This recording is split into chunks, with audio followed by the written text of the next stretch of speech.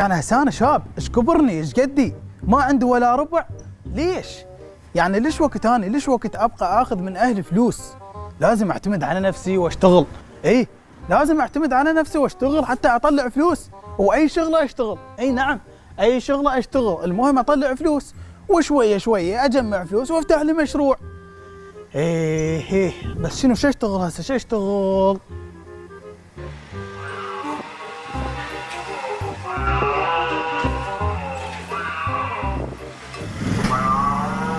ابو جاسم، ابو جاسم، واقف.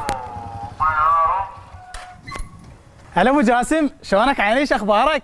هلا عيني، هلا بيك. شنو ابو جاسم، شو مبين عليك تعبان؟